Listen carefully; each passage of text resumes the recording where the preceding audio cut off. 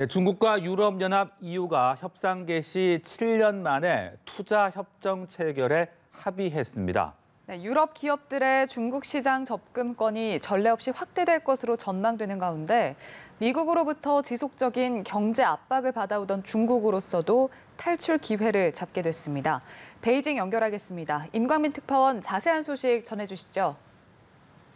네, 우리 시간으로 어젯밤 우르줄라 폰 데어 라이엔 EU 집행위원장과 샤를 미셀 EU 정상회의 상임위장, 시진핑 중국 국가주석, 메르켈 독일 총리, 또 마크롱 프랑스 대통령은 화상 통화를 하고 투자협정 체결에 합의했습니다. 논의를 시작한 것이 2014년 1월부터니까 거의 7년 만입니다. 이에 따라 양측 기업의 상대국 시장에 대한 접근이 더욱 자유로워질 것으로 전망됩니다. 유럽 기업들은 전기차와 민간 병원, 부동산, 광고, 또 해양산업과 통신 클라우드 서비스, 항공운송 예약 시스템과 지상 업무 등의 분야에서 중국 내 영업을 할 수 있게 되는데요. 중국 진출 시 중국 기업과 합작 투자사를 차례하는 조건도 폐지됩니다. 폰 데어 라이엔 EU 집행위원장은 트위터를 통해 투자협정 체결은 보다 균형 잡힌 무역과 더 나은 사업 기회를 위해서라고 밝혔습니다. 시진핑 주석도 EU와의 투자 협정은 양측의 투자자들에게 더 넓은 시장과 더 나은 기업 환경을 제공할 것이라면서 이번 합의는 개방에 대한 중국의 결의와 자신감을 보여주는 것이라고 말했습니다. 네, 지금 들어봤을 때는 중국보다는 유럽연합의 이익이 더 커 보이는데요. 그렇다면 중국이 기대하는 부분은 무엇일까요?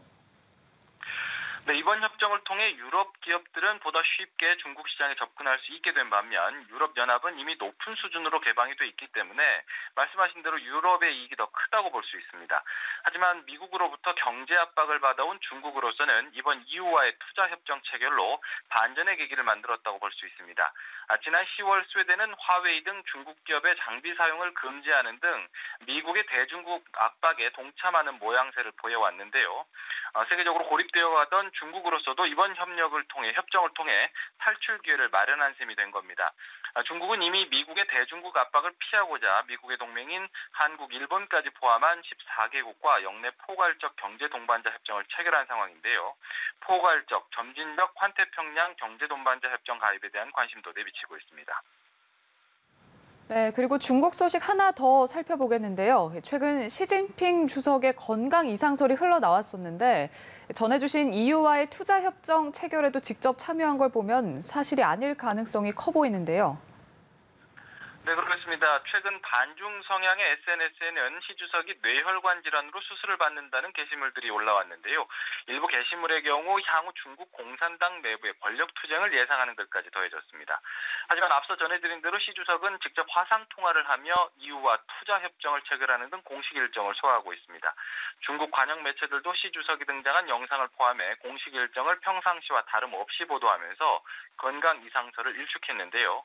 관영 매체들은 시 주석이 이곳 시간으로 오늘 저녁 7시 TV 방송을 통해 직접 신년사를 발표한다고 예고했습니다. 지금까지 베이징에서 전해드렸습니다.